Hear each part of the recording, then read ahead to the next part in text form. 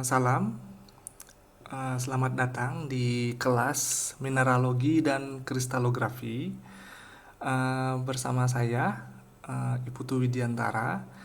Eh, kita akan belajar tentang mineral ya, sedikit belajar tentang mineral. Nah, di sini saya tidak akan mengcover semuanya tentang mineral ya.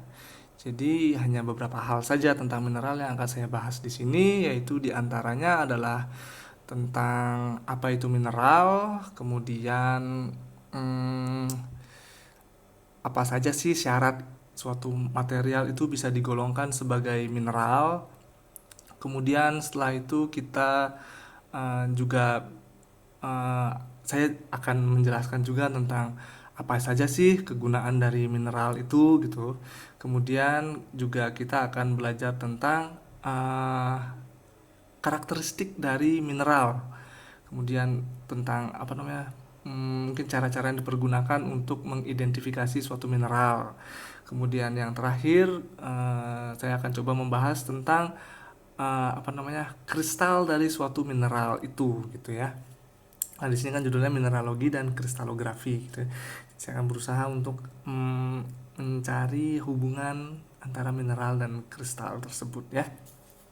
Oke, semoga apa namanya, mata kuliah ini bisa bermanfaat untuk kita semua. Oke, kita mulai saja untuk yang pertama tentang apa sih itu mineral gitu ya. Nah, apa itu mineral dan apa sih bedanya dengan batuan gitu ya?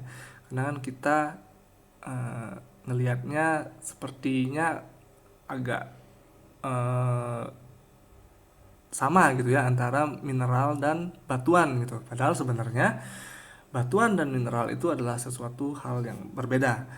Nah, di sini akan saya coba mempergunakan salah satu contoh batuan, yaitu di sini adalah granite. Itu adalah contoh, adalah nama dari batuannya. Nah, batuan itu kalau didefinisikan itu adalah suatu padatan yang terbentuk secara alami dan dia terdiri dari agregat mineral atau kumpulan mineral-mineral. Nah, untuk kasus kita yang sekarang ini di batuan ini juga sebenarnya terdiri dari beberapa mineral. Kalau misalnya kita lihat ya dengan menggunakan mata kita itu granite ini itu terdiri, ada bagian yang gelap, ada bagian yang cerah gitu ya. Nah, ini adalah mineral-mineralnya gitu. Jadi, bagian yang gelapnya itu adalah mineral satu gitu. Sementara yang bagian yang terangnya itu adalah mineral yang satu lagi. Nah, di sini saya akan coba untuk ini tunjukkan mineralnya apa saja. Jadi di sini ada mungkin ada lebih, tapi di sini yang akan saya tunjukkan itu hanya tiga mineralnya, yaitu hornblende, feldspar, dan quartz. Nah, ini adalah tiga mineral yang umumnya berada di dalam granite ini ya. Nah, jadi bagian yang gelapnya itu adalah hornblende atau mineral hornblende. Dan yang cerahnya itu adalah dari feldspar dan quartznya.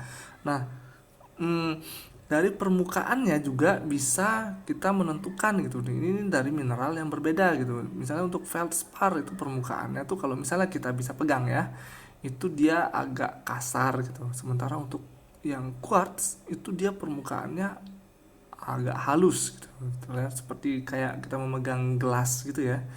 Nah, seperti itu. Nah, jadi di sini kita bisa uh, uh, mengetahui ya bahwa mineral itu berbeda dengan batuan. Jadi jangan sampai salah apa namanya, menyebut gitu ya.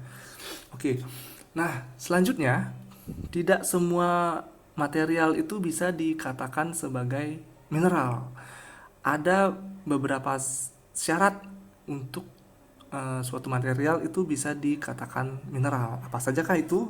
Ya kan kita akan coba lihat di sini. Nah, salah satu syarat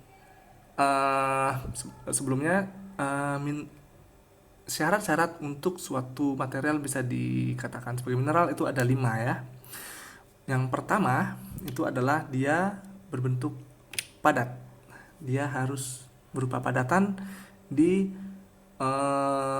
kondisi normal. Kondisi normal ini maksudnya adalah temperaturnya ada temperatur ruang. Eh, dan juga tekanannya itu tekanannya mungkin sekitar 1 atmosfer seperti itu ya. Nah, jadi di sini eh, merkuri cair itu tidak termasuk dalam mineral karena dia merkuri ini untuk bisa menjadi suatu padatan dia harus berada di suhu eh, minus 39 derajat Celcius. Jadi harus dingin dulu dia baru dia bisa menjadi padatan. Nah, karena hal inilah maka merkuri tidak bisa dikatakan sebagai mineral. Karena mineral itu syaratnya adalah harus padat di kondisi normal. Kondisi normal yang dalam hal ini adalah temperaturnya temperatur ruang. Nah, di sini merkuri itu dalam temperatur ruang dia berupa cairan. Oke, yang syarat kedua dia harus terbentuk secara alami. Nah, eh, terbentuk secara alami ini kata lainnya adalah tidak ada apa namanya campur tangan manusia dalam pembentukan mineral ini gitu.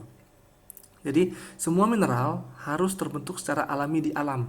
Tidak boleh ada campur tangan dari manusia. Nah, misalnya contohnya seperti apa?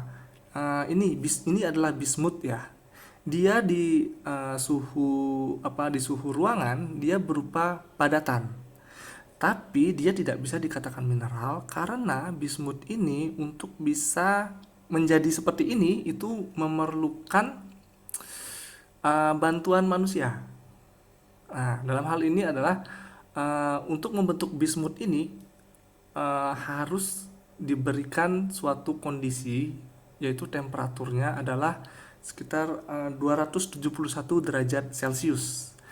Yang mana itu jarang ya ada di apa namanya di lingkungan normal gitu ya. Nah, inilah yang menjadikan alasan kenapa bismut meskipun dia berbentuk padatan pada kondisi normal dia tidak bisa dikatakan mineral karena untuk membentuknya dia memerlukan bantuan manusia. Jadi tidak alami terbentuknya begitu. Jadi bismut ini tidak bisa digolongkan sebagai mineral. Kemudian syarat ketiga adalah suatu material bisa menjadi mineral jika dia berupa inorganik. Jadi inorganik ini adalah jika didefinisikan adalah suatu material yang dia tuh tidak terbentuk dari sesuatu yang pernah hidup gitu loh, dari makhluk hidup atau dari karbon yang berasal dari makhluk hidup seperti itu. Nah, di sini contohnya apa? Nah, batu bara. Batu bara itu padat, ya kan? Tapi batu bara itu padat dan juga dia terbentuk secara alami di alam.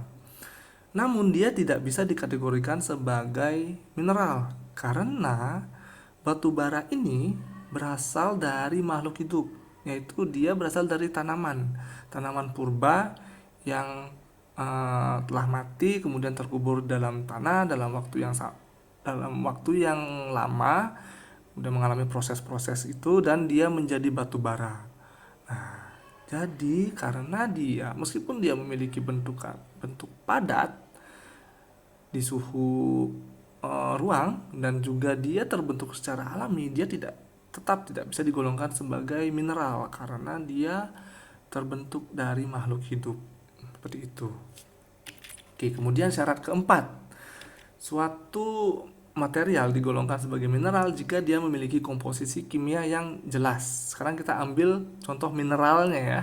Ini adalah mineral yang sering kita pakai di kehidupan sehari-hari yaitu garam dapur. Nah, garam dapur ini dia memiliki komposisi kimia yang sudah sangat jelas sekali ya. Terdiri dari sodium dan klorin.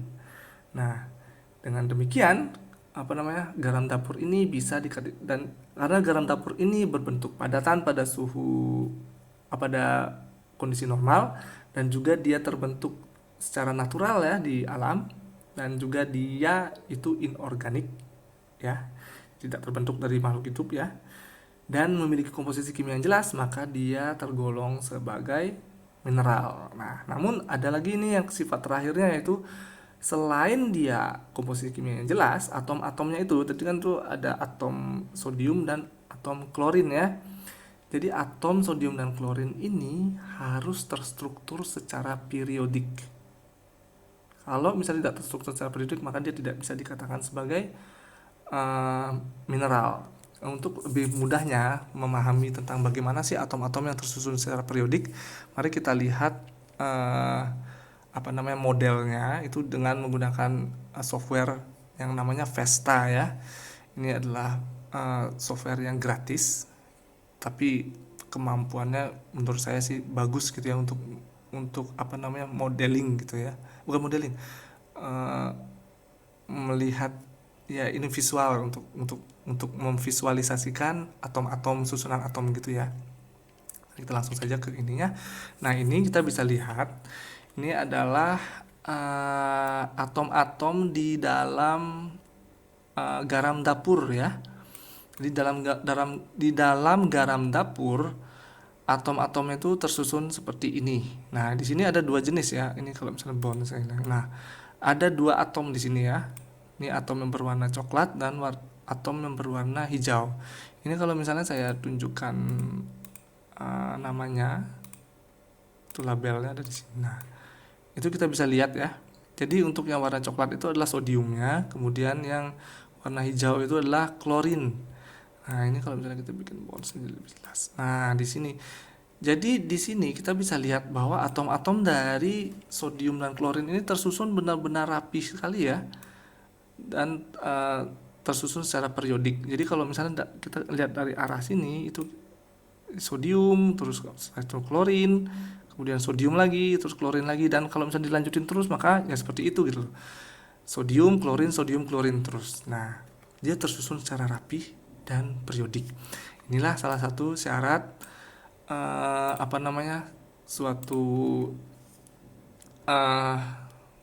material bisa digolongkan sebagai mineral. Seperti itu. Nah, kemudian balik lagi ke sini ya. Nah, demikianlah tadi adalah syarat-syarat mineral, yaitu mineral itu material bisa digolongkan sebagai mineral jika dia padat, kemudian dia terbentuk secara alami, kemudian dia adalah inorganik dan memiliki komposisi kimia yang jelas, dan atom-atomnya tersusun secara rapi dan periodik. Nah, di sini ya, untuk yang nomor 5 ini saya ingin sedikit bahas lagi, karena di sini erat kaitannya dengan apa yang akan kita pelajari nanti di mata kuliah ini. Nah, material dengan atom-atom yang terstruktur secara periodik ini itu bisa dikatakan sebagai kristal. Nah, jadi di sini mineral material untuk bisa menjadi mineral, dia harus memiliki sifat kristal gitu. Memiliki sifat yang sama dengan kristal, yaitu di mana atom-atom itu harus tersusun secara periodik gitu. Jadi mineral itu adalah kristal. Mineral itu adalah kristal. Tapi tidak semua kristal itu adalah mineral. Yang paling gampang dipahami adalah ini, karena ada beberapa kristal itu, mineral yang memiliki sifat kristal itu, ada yang dibuat oleh manusia, tidak terbentuk secara alami, maka kristal tersebut tidak bisa dikatakan sebagai mineral. Nah, tapi semua mineral itu sudah pasti adalah kristal, seperti itu ya. Oke, demikian syarat-syarat mineral ya. Kemudian nanti pasti ada yang bertanya-tanya nih, apa sih gunanya mineral itu gitu loh. Apakah dipergunakan di kehidupan sehari-hari? Ya, jawabannya adalah iya. Jadi di sini kita akan bicarakan tentang mineral dan kegunaannya. Oke, di sini saya nggak akan membahas semuanya ya, karena mineral itu ada banyak. Jadi sampai sekarang itu di bumi sudah diidentifikasi kurang lebih 4.000 mineral ya. Ada 4.000 mineral, dan kemungkinan besar sudah dipergunakan di kehidupan sehari-hari. Nah, di sini saya hanya akan memberikan contoh beberapa saja. Misalnya talc ini ya. Talc ini biasanya dipergunakan untuk bedak bayi, karena talc ini adalah mineral yang sangat lunak, halus. Jadi ketika dipergunakan apa namanya ya, sebagai bubuk gitu ya, dia itu apa namanya, karena halusnya itu dia tidak akan em, menggores kulit kita gitu, tidak akan ada gesekan atau friction gitu ya. Jadi cocok gitu dipergunakan untuk keperluan seperti bedak bayi ini, seperti itu. Kemudian juga talk ini juga mampu menyerap moisture ya, jadi bisa membuat kulit kita tuh lebih kering gitu. Bukan kering sih ya, maksudnya tidak tidak lembab gitu. Nah, kemudian yang contoh yang kedua itu gypsum. Gypsum itu biasanya mineral yang dipergunakan untuk keperluan tembok rumah. Nah, ada salah satu karakteristik yang saya suka dari gypsum ini adalah dia tidak menghantar panas secara cepat. Jadi relatif lambat dia mengantarkan panas. Apa gunanya seperti ini? Jadi ketika suatu keadaan di mana ada kebakaran gitu ya di rumah, rumah yang mempergunakan gipsum sebagai bahan untuk pembuatan temboknya itu akan lambat dalam menghantarkan apa namanya, eh, menyebarkan panasnya gitu loh. Jadi di sini pemiliknya itu bisa punya lebih banyak waktu untuk bisa menyelamatkan diri ketika terjadi kebakaran. Itu adalah salah satu positifnya dari gipsum ini, seperti itu. Nah, dan yang lainnya itu ada beberapa aplikasi dari material apa, mineral-mineral ini yang dipergunakan untuk misalnya untuk pembuatan smartphone ya. Di sini beberapa mineral itu dipergunakan untuk membuat layar smartphone itu. Kemudian ada juga beberapa mineral juga dipergunakan untuk membuat apa namanya, komponen-komponen dalam smartphone tersebut, dan juga untuk baterainya juga seperti itu. Jadi banyak ya ada aplikasi dari mineral ini. Untuk kalau misalnya ingin kita mendapatkan informasi yang lebih lanjut tentang aplikasi mineral, itu bisa ya kita search di internet, itu ada banyak sumber-sumbernya tentang itu. Nah, demikian tentang mineral dan kegunaannya. Selanjutnya kita akan membicarakan tentang bagaimana cara kita, bukan cara, bagaimana mengidentifikasi suatu mineral berdasarkan dari karakteristik-karakteristiknya. Nah, tadi kan saya sudah sebutkan itu ada 4.000 ya, kurang lebih 4.000 jenis mineral, dan itu masing-masing memiliki karakteristik yang bisa dikatakan berbeda-beda satu sama lain.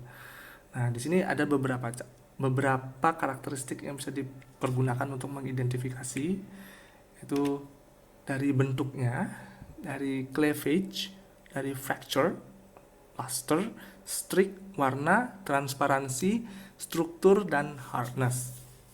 Nah, kalau bentuk ya, uh, seorang mineralogis biasanya uh, bisa ya, mungkin ya, saya juga kurang tahu tentang ini. Jadi dengan melihat bentuknya saja gitu ya, bentuknya dari mineral itu, hmm, ada kemungkinan dia bisa menebak, oh ini kemungkinan adalah mineral ini dan mineral ini. Jadi seperti itu. Tapi dalam hal ini mungkin nggak cukup ya melihat dari bentuknya saja gitu. Dia harus melihat dari karakteristik lainnya. Nah, ini nomor dua. Jadi ketika orang ingin mengidentifikasi suatu mineral, bisa nih dia tuh seperti memukul-mukulkan si mineral itu ke benda lain gitu ya, supaya terbentuk apa namanya, terbelah gitu si mineralnya. Nah, di sini saya akan bahas cleavage dan fracture bersama-sama ya. Jadi ketika kita memukulkan suatu mineral ke suatu benda padat lainnya, itu kita bisa menentukan dia mineral apa tergantung dari bagaimana dia bereaksi ketika kita pukulkan ke benda lain. Jadi misalnya dia membentuk suatu cleavage itu adalah ketika kita pukulkan dia tuh terbelah gitu. Terbelah itu dalam bidang bidang yang benar-benar halus gitu. Jadi ketika terbelah itu, ketika kita pegang bagian belahannya itu ya, itu benar-benar halus sekali gitu. Itulah yang dinamakan cleavage. Jadi ada bidang-bidang tertentu gitu, bener-bener dia terbelah itu ya, seperti seperti kayak apa di di dibelah dengan benda tajam gitu ya. Nah, sementara fracture adalah ketika dipukul-pukulkan itu dia tidak tidak terbelah secara rapih gitu loh. Jadi seperti remuk atau gimana gitu ya, pecah gitu dia. Jadi nggak beraturan gitu pecahnya, itu fracture. Nah, itu sifat cleavage dan fracture ini bisa oleh orang dipergunakan sebagai cara untuk mengidentifikasi suatu mineral gitu. Jadi karena ada beberapa mineral itu yang ketika kita berikan apa namanya, kita pukulkan gitu ya, ketika dia pecah, dia tuh akan menunjukkan suatu mineral tertentu itu dia harus gitu, maksudnya membentuk cleavage bukan fracture. Sementara mineral lain ketika dipukulkan bukan cleavage yang terbentuk, malah fracture gitu. Jadi sifat ini apa karakteristik ini bisa dipergunakan untuk mengidentifikasi suatu mineral. Tidak hanya itu saja, masih ada yang lain lagi. Salah satunya luster. Luster ini adalah penampakan dari mineral tersebut gitu ya.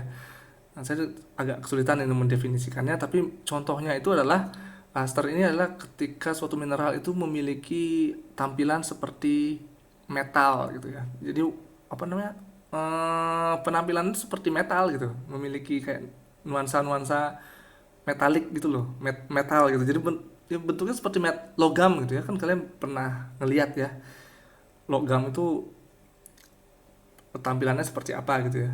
Nah, mineral itu juga ada yang tampilannya seperti logam gitu loh. Nah, ada juga mineral yang tampilannya tidak seperti logam. Nah, itu nanti saya akan coba tunjukkan contohnya. Kita sekarang ke yang selanjutnya, streak. Nah, streak ini adalah ketika orang itu kesulitan untuk mengidentifikasi dengan melihat apa namanya, mineralnya. Itu kadang-kadang orang melihat serbuknya itu. Jadi salah satu cara yang paling gampang adalah ketika dia menggoreskan mineralnya di suatu media, kemudian hasil goresan itu kan ada nanti serbuk-serbuk yang tersisa itu kan, itu bisa dilihat nanti warnanya atau misalnya gimana ininya, apa teksturnya atau apanya gitu ya, bisa menentukan eh, mineral apa sih itu gitu loh. Kemudian ada juga warnanya, transparansinya, struktur atomnya, atau hardness. Hardness di sini adalah kekerasannya dia ya, kekerasannya dia. Oke, kita coba lihat tadi yang tentang luster itu ya. Nah, ini adalah contoh penampilan lusternya itu. Misalnya untuk yang pertama contohnya itu tembaga, itu adalah mineral dengan penampilan yang terlihat seperti, kelihatan seperti logam gitu ya. Lihat warna itu, bukan warna ya, jangan bilang warna ya. Itu penampilannya seperti logam gitu. Nah, itulah yang dinamakan dengan metallic luster. Sementara yang quartz yang kedua itu non metallic luster, itu bisa kita lihat ya, dia tuh penampilannya seperti gelas ya, gelas. Nah, ini adalah contoh non metallic luster untuk quartz. Nah, kemudian ini adalah contoh strake itu ya. Jadi ada suatu media gitu, kemudian kita goreskan di situ, nanti akan ada serpihan-serpihannya itu. Itu bisa dipergunakan untuk kita melihat-lihat apakah ini mineral apa ya gitu. Oke, kita balik lagi sekarang ke yang tadi 9 kriteria ini. 9 kriteria ini saya ingin balik lagi ya ke kristal, yang menghubungkannya dengan kristal. Ini 9 kriteria ini itu sangat berkaitan erat dengan yang lain dan tidak bukan adalah dengan susunan atom atau kristalnya. Jadi di sini sekali lagi saya ingin menekankan lagi ya seberapa pentingnya itu pemahaman tentang kristal gitu. Karena di sini susunan atom atau kristal dari suatu mineral itu menentukan penampilannya gitu loh. Penampilannya, dan bahkan itu juga menentukan hardness-nya ya, itu kekerasannya itu. Nah, di sini sekaligus kita apa namanya mengetahui ya bahwa itu sangat penting ya namanya kristal itu ya. Kristal di dalam suatu mineral. Nah, saya akan coba membahas sedikit lagi tentang sifat mineral, yaitu misalnya dalam hal ini misalnya hardness-nya ya. Kemudian saya coba menghubung-hubungkan dengan kristalnya mereka. Nah, di sini misalnya hardness ya, hardness ini kekerasan tadi. Ini ada beberapa metode. Ini salah satu aja yang saya tunjukkan, yaitu dengan menggunakan Mohs hardness scale. Jadi di sini mineral-mineral ini dinilai ya, berapa nilainya. Itu ada nilai dari 1 sampai 10. Itu untuk merepresentasikan hardness-nya atau kekerasannya. Di sini nilai yang paling kecil, jadi hardness yang paling kecil itu dimiliki oleh talc. Sementara hardness yang paling tinggi itu dimiliki oleh diamond. Nah, saya ingin menjelaskan dari sisi kristalnya, kenapa talc itu memiliki kekerasan yang rendah. Kan tadi talc ini dipergunakan untuk baby powder ya, untuk bedak bayi, itu karena lunaknya ya. Nah, kenapa bisa talc itu seperti itu gitu loh? Kenapa dia bisa benar-benar lunak? Nah, kalau misalnya kita lihat struktur atomnya, dia seperti ini ya. Jadi ada beberapa layer gitu ya, beberapa layer, dan antara layer satu dengan lainnya itu terpisah oleh jarak yang relatif lebih apa namanya lebih jauh dibandingkan mineral lainnya gitu ya, misalnya memiliki hardness yang lebih tinggi atau kekerasan lebih tinggi. Misalnya contoh ini diamond ya. Kalau diamond kita lihat atom-atomnya itu, di sini atom-atomnya kan karbon ya, dia jaraknya antara satu karbon dengan karbon lainnya itu benar-benar dekat sekali. Inilah yang membuat si diamond ini memiliki kekerasan yang lebih tinggi dibandingkan talc. Supaya lebih jelas, mungkin kita bisa lihat ininya ya, lihat modelnya. Untuk talc itu seperti ini ya. Ini kita bisa lihat talc itu, nah ini layer yang pertama, ini layer yang kedua, ini layer yang ketiga. Itu kita bisa lihat benar-benar ada jarak gitu ya antara mineral yang lapisan layer yang pertama dengan layer yang kedua itu ada jarak. Jadi ini jaraknya, ini yang membuat dia menjadi lunak ya, karena jarak ini. Sementara berlian untuk berlian dia itu seperti ini. Itu bisa kita lihat perbedaannya ya, cukup jauh ya. Nah, berlian ini kan terdiri dari karbon ya, ini semua atom-atom ini adalah karbon. Ini kita bisa lihat bahwa si diamond ini antara satu sama karbon dengan lainnya itu benar-benar padat dia ini. Benar-benar jarak itu dekat satu sama lain. Inilah yang membuat dia karena jarak yang dekat ini juga yang mereka akhirnya membentuk suatu ikatan. Nah, di sini dalam hal ini untuk yang karbon itu adalah ikatan kovalen. Nah, kalau misalnya kita lihat strukturnya itu seperti apa, kita bisa ini ya, disederhanakan ininya. Satu.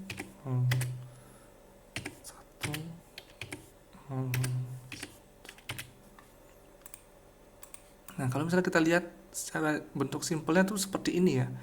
Ini namanya adalah unit cell. Nah, di sini saya tidak akan bahas sekarang, nanti kita akan bahas di video selanjutnya. Ini adalah unit cell. Di dalam satu unit cell ini ada banyak sekali atomnya ya di sini ya, berkumpul di sini. Nah, kalau misalnya kita bandingkan dengan talc itu mungkin dalam satu unit cell dia nggak akan sepadat ini gitu loh. Tapi untuk berlian itu benar-benar padat seperti ini ya.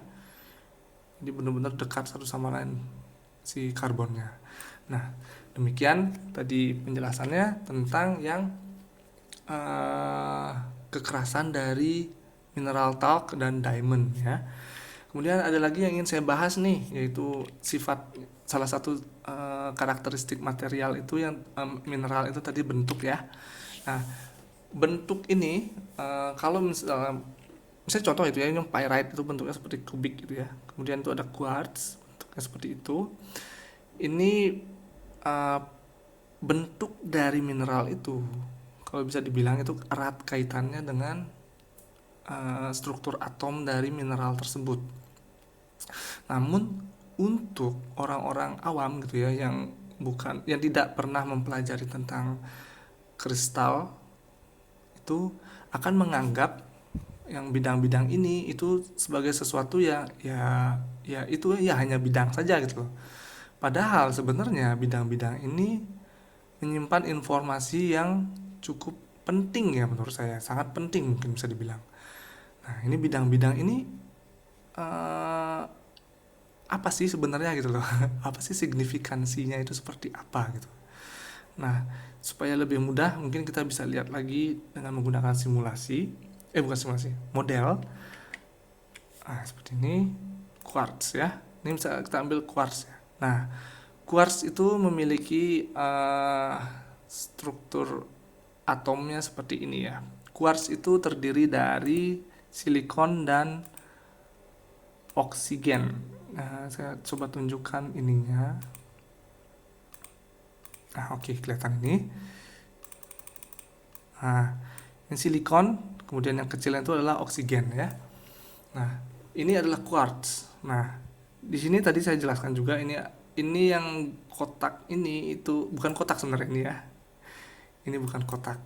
Jadi ini kalau misalnya dalam istilah em, kristal, istilah kristalnya itu disebut sebagai apa namanya, trigonal. Namanya itulah trigonal. Nanti saya akan bahas di video selanjutnya. Jadi ini membentuk trigonal ya untuk kasus quartz. Nah,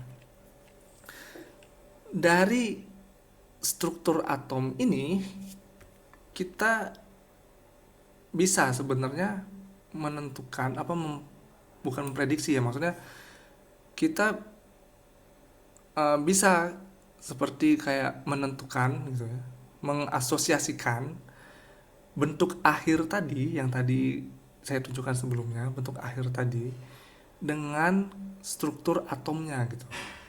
Jadi sebenarnya bidang-bidang tadi yang kita lihat itu nggak sembarangan gitu terbentuknya gitu. Jadi itu sebenarnya bidang-bidang itu mengacu kepada struktur atom ini gitu. Struktur atom ini atau kristalnya. Jadi misalnya bahkan di software ini kita ada fiturnya untuk membuat bidang itu gitu ya. Nah, bidang itu bisa dibentuk seperti ini misalnya. Nah, bidang ini ya untuk aplikasi di mineral logam itu sangat penting ya. Bidang ini diberi nama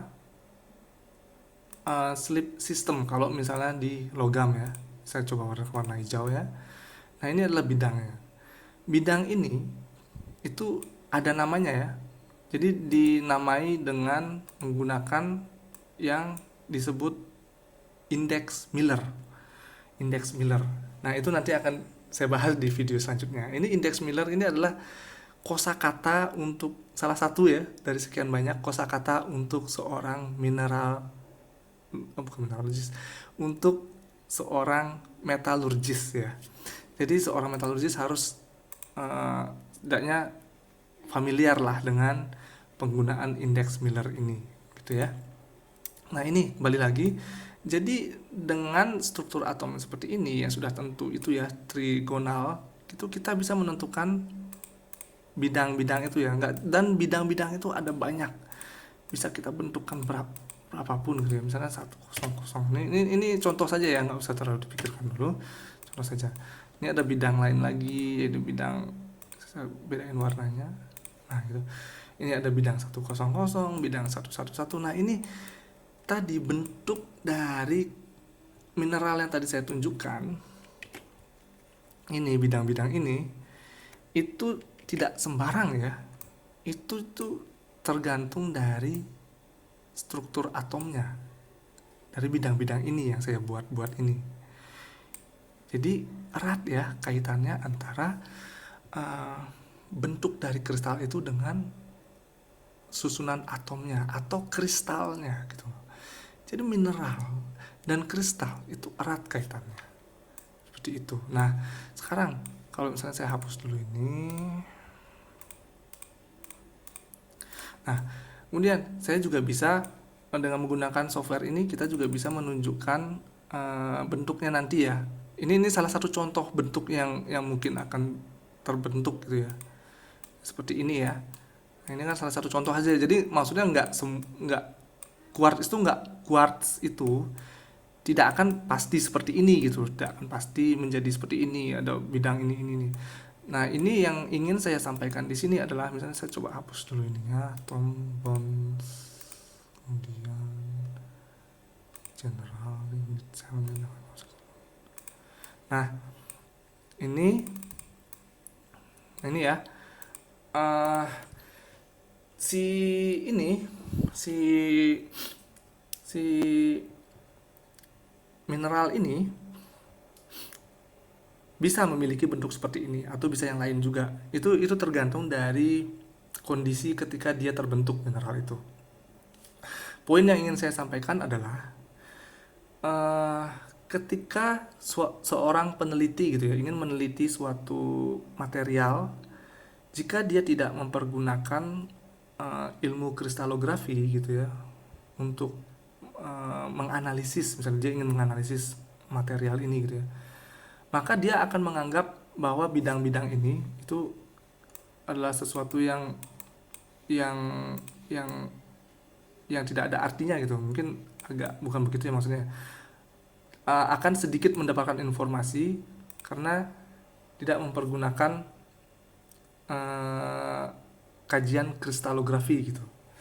Namun bagi seorang metalurgis yang paham gitu tentang kristalografi, dia bisa memanfaatkan informasi bidang-bidang tersebut untuk menarik kesimpulan gitu tentang material yang dia teliti gitu.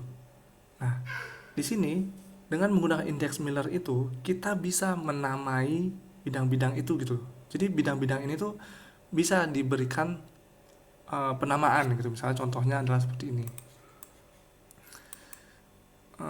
Misalnya saya tunjukkan style shape ini untuk bidangnya warna merah misalnya, atau bidangnya warna ini.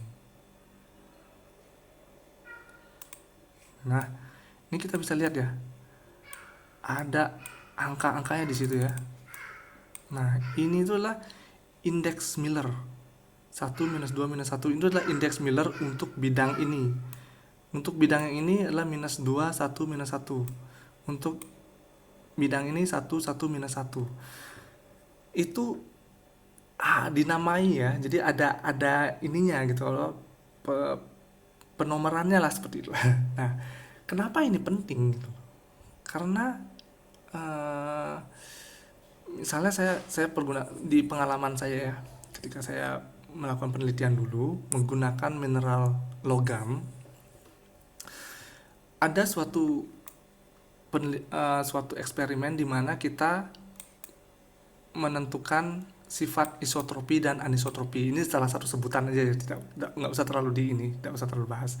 Intinya dari sifat isotropi dan anisotropi itu adalah ketika kita menarik suatu logam, suatu material dari arah sini misalnya ya, dari arah sini, kemudian kita tarik dari arah yang berbeda, misalnya dari arah sini, ini kita lihat di sini ya, itu menunjukkan sifat yang berbeda. Maka material itu dikatakan sebagai anisotropi. Anisotropi. Nah, bagaimana cara kita membahas itu gitu? Apakah material ini isotropi atau anisotropi? Bagaimana membahas itu? Kita harus membahas dengan mempertimbangkan bidang-bidang ini. Jadi bidang-bidang ini bisa kita pertimbangkan untuk membahas tentang isotropi dan anisotropi. Nah, bagaimana kita bisa membahas itu jika kita tidak bisa tahu tentang signifikansi dari bidang-bidang ini gitu. Dan bidang-bidang ini kita bisa tahu signifikansinya kalau misalnya kita bisa membahas tentang kristal strukturnya lagi tadi. Ini gambar ini ya, model ini hanya bisa terbentuk kalau dari kita mengetahui struktur atomnya.